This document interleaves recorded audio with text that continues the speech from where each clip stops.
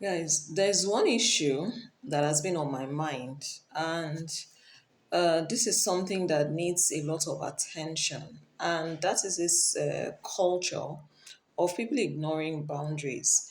Have you realized that now people actually take no, that when you say no, that no doesn't really mean no.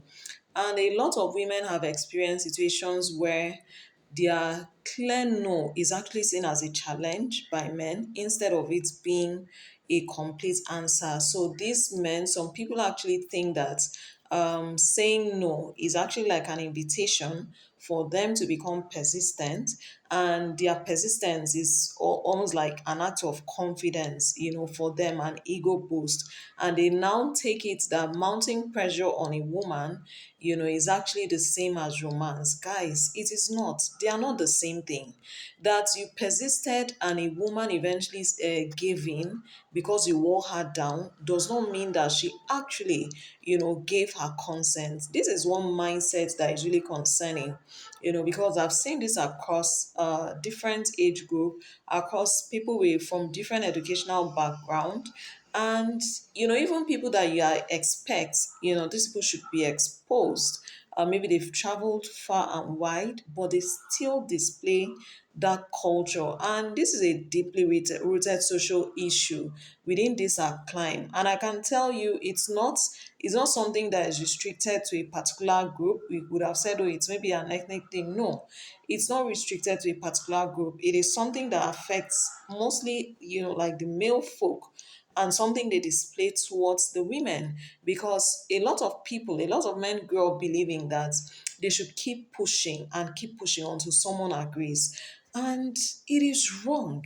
It is wrong. A lot of women, I can tell you from an early age, as early as adolescents, preteens, we've started dealing with unwanted male attention, from that early. And some of the experiences are very things that will not go away. They are so burdensome. They just won't do stay with you for several years. And we've seen decisions where with situations where people ignored a man's advances, and the man takes it so personal, and then they feel that rejecting them, was you being disrespectful. And it turns to a situation where you almost have to be very scared for your own existence. And it ought not to be so.